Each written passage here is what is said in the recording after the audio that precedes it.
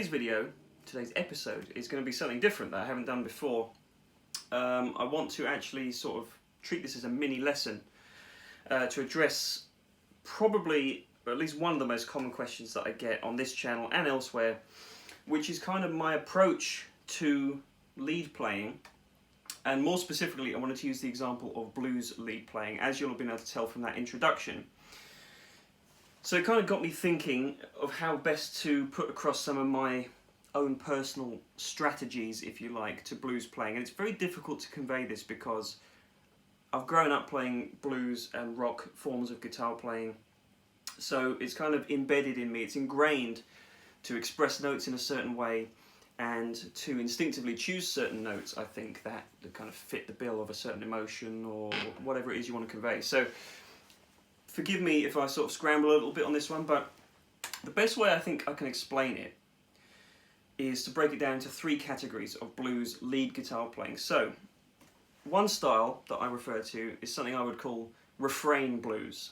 I'm going to come on to what all these mean in a minute. So refrain blues, you've also got reactive blues, and then lastly you've got outside blues. So those are three words there that I think are quite fairly subjective, but I'm going to try my best to explain what I mean by each of those.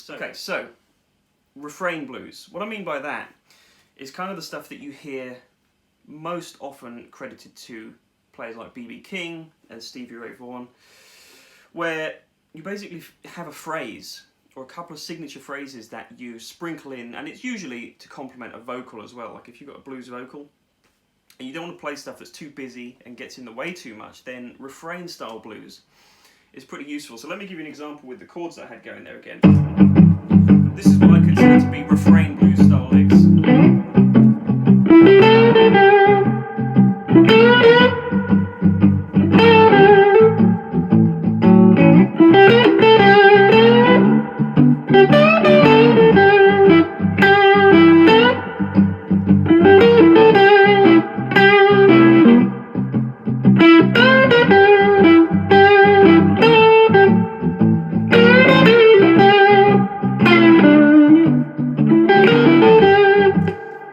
So what you'll hear there is I'm basically playing the same.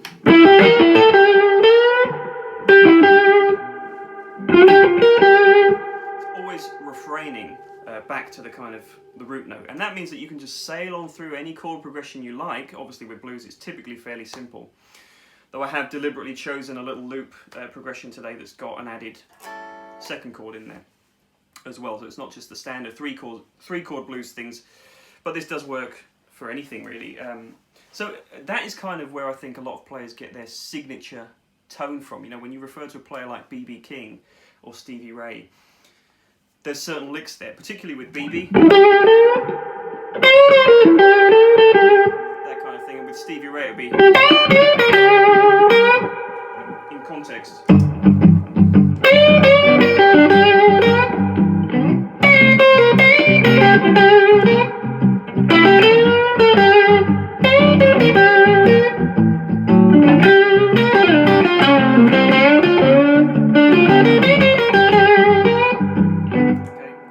So it's basically something that you can constantly pedal on, and I find that's a great way to start a blues solo.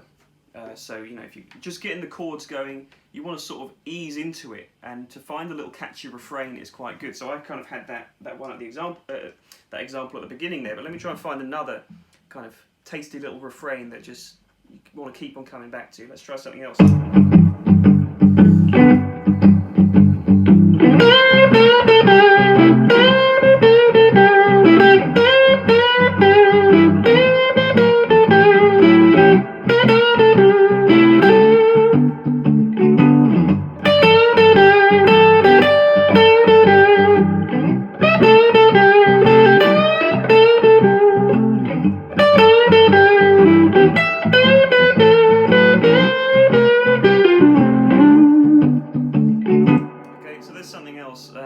Really simple, and when you're playing in that kind of style, your phrasing, you know, the notes you actually play and when you play them, and your tone is really important. That's what a lot of the sort of more traditional blues guys get really het up on, I think, is that's where your tone matters the most. And I was playing neck pickup there, but if I went to middle, I'm really just, it's not about the playing as much, it's about finding a few notes that work well, and then the tone does the talking for you. I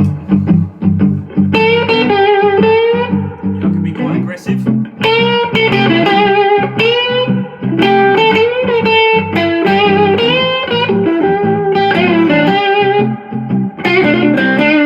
I can be really gentle.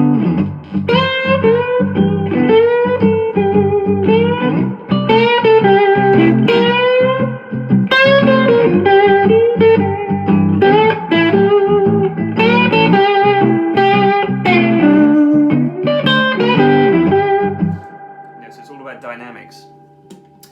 So, in a nutshell, that's kind of the most primitive form of blues guitar playing, I think, blues lead guitar playing. The second type that I was talking about, which is reactive, is kind of similar, but what I mean by that is you follow the chord shapes, and you pick notes that pertain to a certain scale that revolve around the chords that you move into. So what I mean by that is, it's great for playing by yourself. And that's kind of what I tend to do the most. Most of what you see from me online anyway is playing what I would call reactive blues, because I'm moving with the chord shapes. So I've got some foundation there. So if you're playing by yourself a lot, reactive is really important. So for example, I can play even without the lead.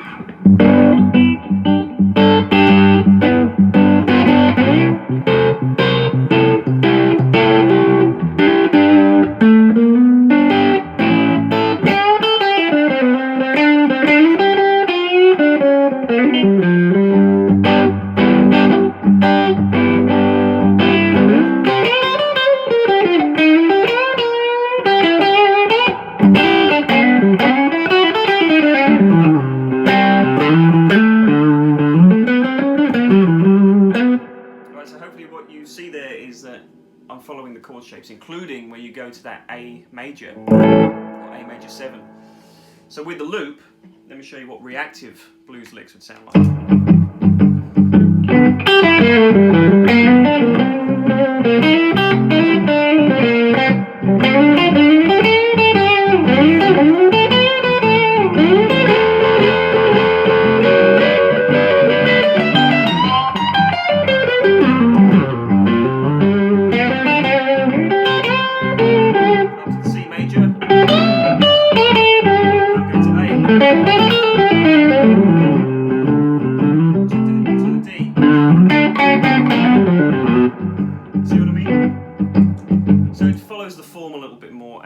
That it puts a little bit more accent on each chord, and I love playing with progressions like that where you have a little outside chord, something you might not expect to go to that A major, and it's great to just be able to start from the root.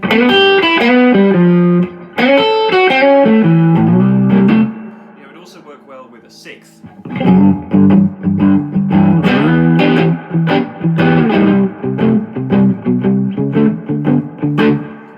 Accent that within the lines.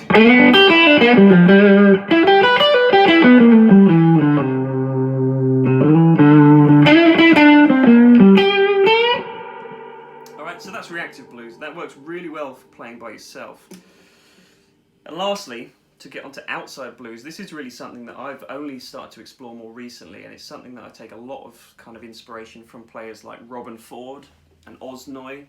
Those kind of guys that aren't afraid to incorporate some outside notes, and usually that means stuff like some more jazzy scales. In Robin Ford's case, it's the diminished scale a lot of the time, and that's the one thing I've really sort of grabbed onto. So for example, throw in some diminished lines, but also when I'm talking about outside, I'm talking about rhythmic stuff. So bear with me here.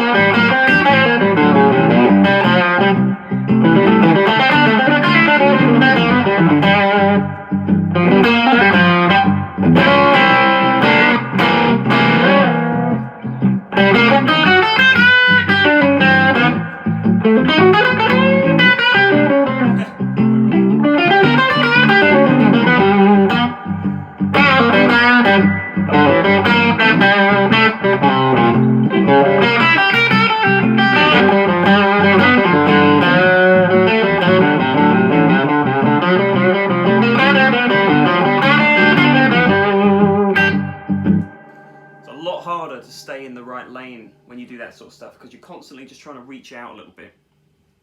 So, you know, with solo notes, but also I find it's really interesting to imply some, what I would call sort of sliding chords or passing chords, a lot of the time they're referred to. So, you know, for example there, I was going...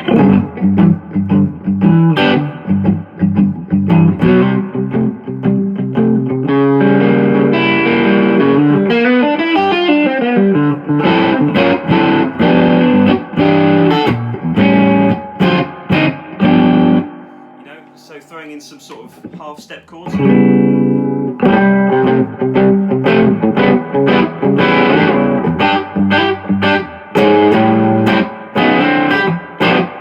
they kind of slot in fill in some of the gaps, and it means that you can throw in some of those outside licks, like I said. So if you were going, having that flat fifth on the way up to the fifth, just means you can throw in some extra scales and some extra notes. So what you want by the end of it all is to be able to mash it all together and not think about it. So let's see if I can do that. Here's some Refrain blues. Reactive.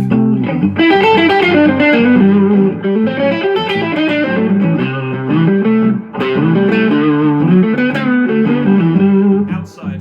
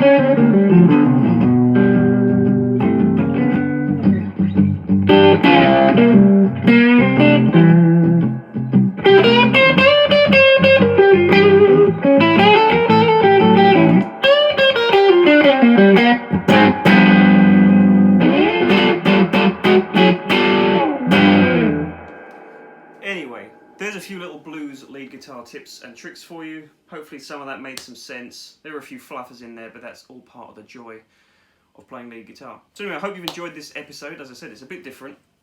But let me know in the comments below if there's any more sort of lessony type things you want me to cover in future episodes. But until that point, I'm sure the next video will probably be back to more regular scheduling of me sitting and talking about guitar and music related tosh in my own way. So anyway, until next time, take care of yourselves, folks. I'll see you soon.